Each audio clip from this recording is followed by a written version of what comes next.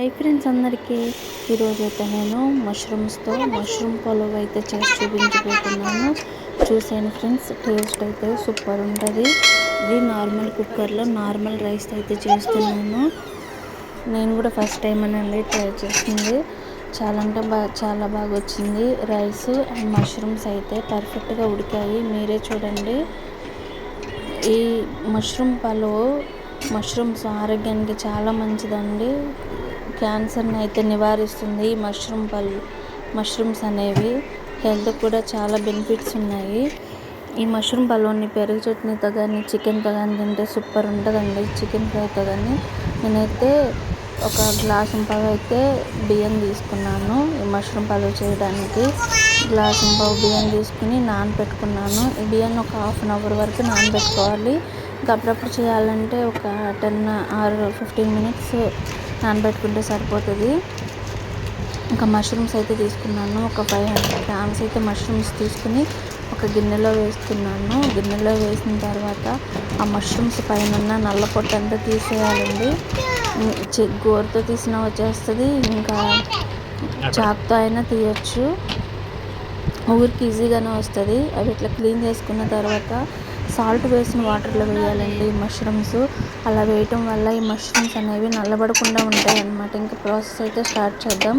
Stove on చేసి నేనైతే cooker పెట్టుకుని ఒక టేబుల్ స్పూన్ నెయ్యి అయితే తీసుకున్నాను. టేబుల్ స్పూన్ నెయ్యి, 1 టేబుల్ స్పూన్ నెయ్యి, 2 టేబుల్ స్పూన్ల ఆయిల్ అయితే తీసుకున్నాను. ఇవి హీట్ అయిన తర్వాత ముందుగా కట్ చేసి పెట్టుకున్న ఉల్లిపాయలు అయితే వేసి వేయించుకోవాలి. ఇదైతే బ్రౌన్ కలర్ వచ్చేసరికి వేయించుకోవాలి. ఇవి వేయించుకున్న తర్వాత కట్ చేసి పెట్టుకున్న క్యారెట్ కూడా వేసి వేయించుకోవాలి. ఈ క్యారెట్ అనేది కొంచెం పచ్చివాసన పోయేంత వరకు వేయించుకోవాలి. అవి కూడా వేయించుకున్న తర్వాత నేను 4 చిల్లీస్ తీసుకున్నాను, గ్రీన్ చిల్లీస్. అవైతే బారుగా కట్ చేసుకోవాలి.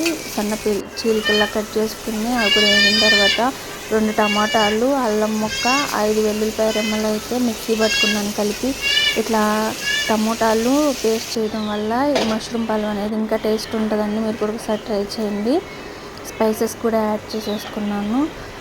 స్పైసెస్ అంటే ఇంకా పలావ్ దినుసులు అనమాట. ఇవి కూడా యాడ్ చేసుకుని అన్నీ వేయించుకోవాలన్నమాట. వేయించుకున్న తర్వాత ముందుగా కట్ చేసి పెట్టుకున్న పుదీనా, కొత్తిమీర కూడా వేయించుకోవాలి. వేయించుకున్న తర్వాత కడిగి పెట్టుకున్న మష్రూమ్స్ కూడా వేసి వేయించుకోవాలి. ఈ మష్రూమ్స్ అనేవి ఒక 15 minutes వరకు ఉడికించుకోవాలి. ఉడికించుకున్న తర్వాత జీడిపప్పులు కూడా యాడ్ చేసుకున్నాను. ఇవన్నీ వేసి వేయించుకున్న తర్వాత ముందుగా కడిగి పెట్టుకున్న రైస్ అయితే వేసి ఈ కుక్కర్ మూత అయితే పెట్టేసి ఒక 4 whistles వచ్చే వరకు ఉంచాను. మనకు కావాల్సిన మష్రూమ్ పలావ్ అయితే రెడీ అయిపోయింది. మీరు కూడా ట్రై చేసి ఎలా ఉందో కామెంట్ చేయండి.